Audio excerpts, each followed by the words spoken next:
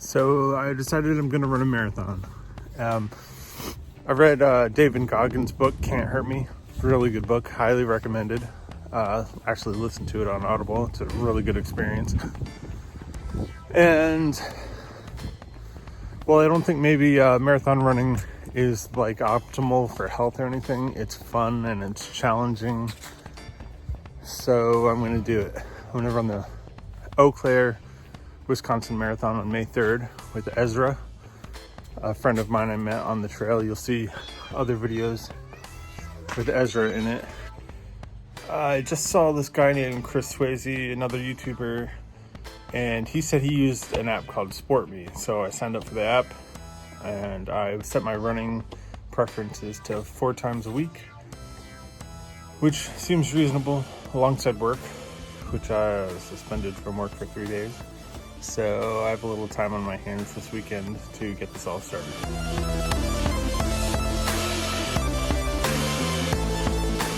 Nothing really fun about getting suspended from work, but I think I really needed the time to get myself emotionally straight because I had a lot of emotions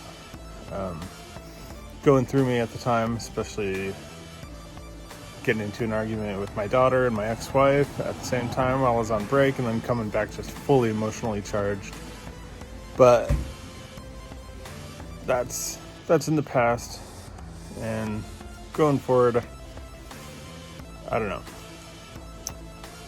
I signed up for Amazon Flex, which is this package delivering service through Amazon.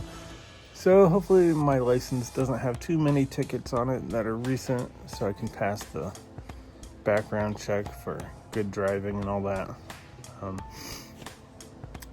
My beard probably going to be gone Monday, going back to work. We'll see. So what is a marathon? A marathon is 26.2 miles of running.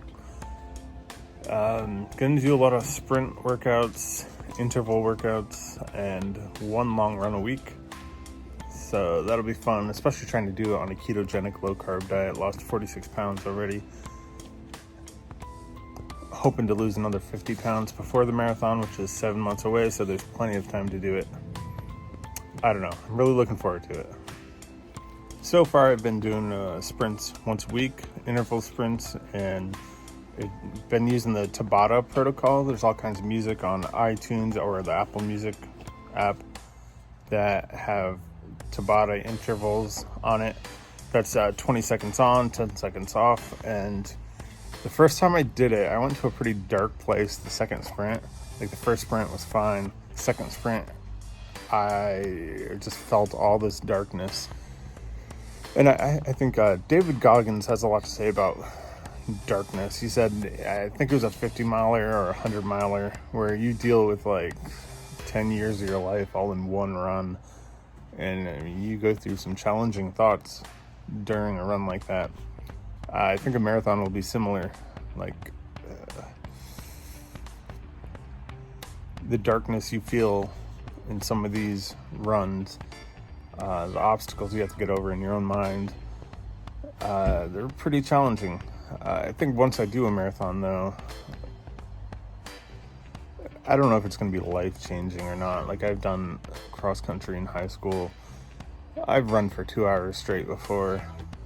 A marathon is going to be more than that, obviously. There's going to be 3 to 5 hours. Maybe even more than that. I don't know how fast I'm going to go. Probably, I'm pretty sure I'm going to do fairly well unless I hit a wall that I can't get over. Walls are generally when all your glycogen from your muscles are depleted and you feel like you can't go on, but you can usually get over walls. Just keep running, especially low carb, ketogenic. I have to do a lot more research to see what kind of food and fuel I'll need for the race, being low carb and all that. Definitely probably need some electrolytes and all that. But I'm really looking forward to seeing what research is out there, who's been doing ketogenic marathon running, if low carb can even support long distance running, or if it should. But as of now, there's only one long run a week, and I'm pretty sure the shorter runs, the interval runs, won't be so bad when it comes to glycogen depletion and being able to run long distance.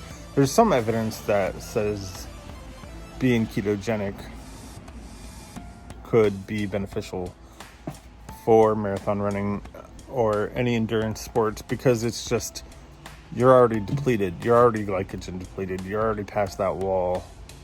I could be wrong, but if you're using an alternate energy source rather than glycogen and sugar, maybe it's beneficial. Maybe you won't be as fast. I don't know. We'll see.